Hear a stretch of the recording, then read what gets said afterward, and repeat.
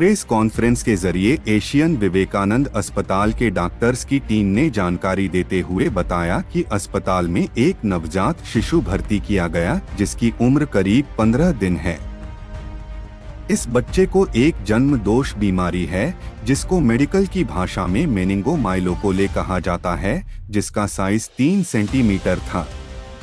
इस संबंध में डॉ. मयंक नक्कीपुरिया ने और जानकारी देते हुए बताया कि ये बीमारी जन्मदोष है जिसमें रीढ़ की हड्डी और मेनिंजेस के बीच एक असामान्य कनेक्शन होता है जो रीढ़ की हड्डी के आसपास दबाव डाला सकता है, जिसकी वजह से न्यूरोलॉजिकल समस्याएं हो सकती है।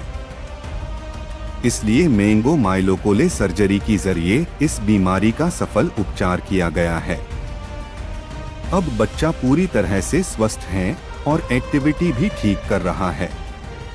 आयुष्मान योजना के तहत से इलाज संभव हो सका है।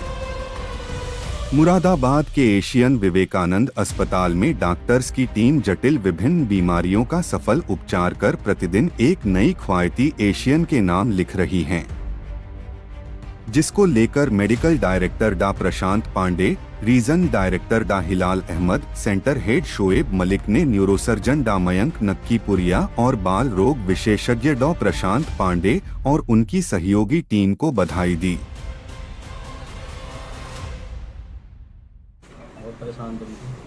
अच्छा, क्या खर्च आया आपका? कुछ नहीं आया। कोई खर्च नहीं आया। बच्चे की वालदा सही है, माँ इसकी? ये आपका कौन सा बच्चा है? पहले ही अच्छा अच्छा, कहाँ के रहने वाले हैं आप लोग? नेटवर्क में किस मोहल्ले के? नहीं परेशान। अच्छा, ये इस अस्पताल में जो सेवाएं आपको मिली, किसी दबाव के बगैर आप बताएं, आप उससे मुतमईन हैं या कुछ परेशानी भी है? क्या कहना चाहेंगे डॉक्टरों की उस टीम के लिए जिसने भगवान बन के इस बच्चे को बनाया? ये कहते नहीं है जैसे ऊपर वाला है, ऊपर वाले के बाद प्रसाद पांडे सर हमारी जिंदगी में हमारे बच्चे को बचाया। बच्चे का कोई नाम रखा है भी नहीं? जी आरिश है। आरिश, आरिफ के बेटे आरिश। जी बहुत मोहम्मद आरिफ के बेटे मोहम्मद आरिश हैं। बहुत शुक्रिया। अरे भाई, ये बताएं कि जब इस बच्चे को परेशानी हुई कब आपको पता चला और कहाँ कहाँ आप लोग गए इसको लेकर के, आखिर में आपने क्या फैसला किया? ये जो है उसी दिन बता देगा डॉक्टर ने। जब इसने जन्म लिया, जन्म के तुरंत ही एक बात सेकंड। पता चल गया। आप ही बताओ। हमारे दर्शकों को बताएं।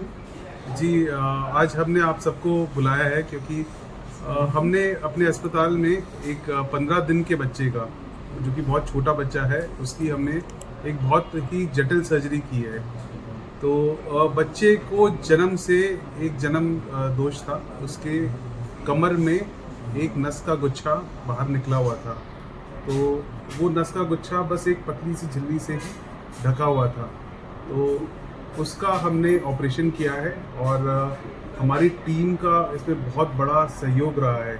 स्पेशली मैं शुक्रिया करना चाहता हूँ डॉक्टर प्रशांत पांडे, जो हमारे नवजात शिशु के विशेषज्ञ डॉक्टर हैं, और हमारी एनेस्थीसिया टीम जिसके हेड है डॉक्टर सलील सिंह, जिन्होंने इतने छोटे शिशु को बेहोश करके ऑपरेशन करने में बहुत बड़ा किरदार निभाया है।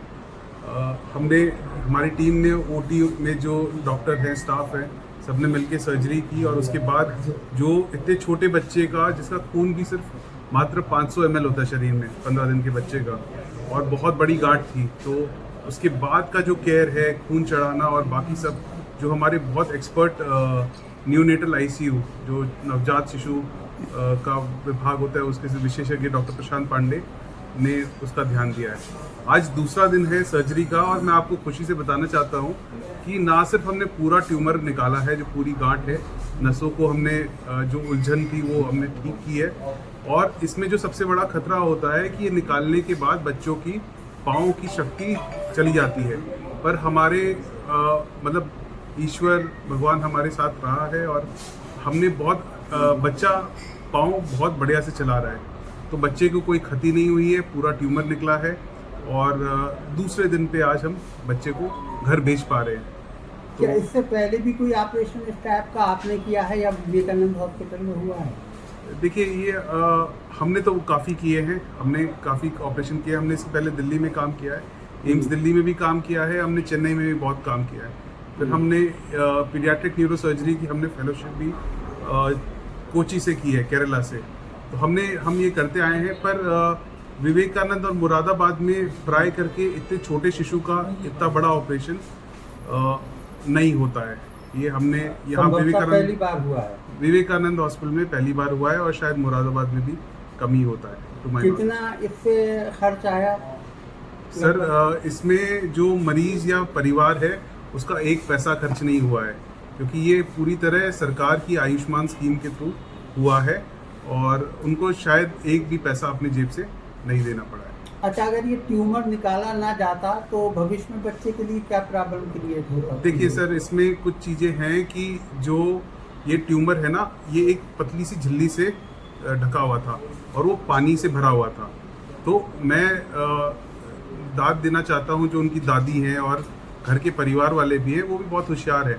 तो उन्होंने ये एक्चुअली ऑपरेशन होना चाहिए पहले से दूसरे दिन ऑफ लाइफ, पर इन्होंने बहुत जगह घूमा और भी जगह सलाह मशवरा किया, लोगों ने मना किया। दिल्ली में 5 साल की डेट मिली इनको, तो फिर फाइनली इनका भरोसा था इस अस्पताल पे, डॉक्टर पांडे पे और हम पे, तो ये यहाँ आई और फिर हमने इनका समाधान किया।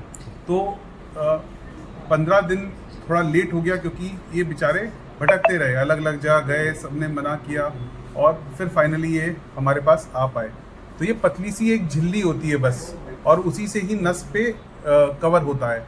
अगर ये झिल्ली फट जाए तो स्पाइनल कॉर्ड ही बाहर हवा में आ जाता है, और आप सबको पता है कि अगर वो बाहर आ गया तो इन्फेक्शन पकड़ लेता है, और अगर दिमाग और नसों का इन्फेक्शन होने से इतने छोटे बच्चे का बचना बहुत ही कठिन हो जाता है।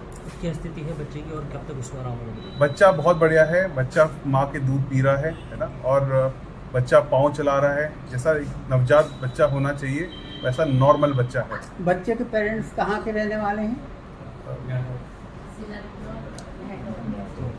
अच्छा, नेटौर जनपद बिजनौर। Very good.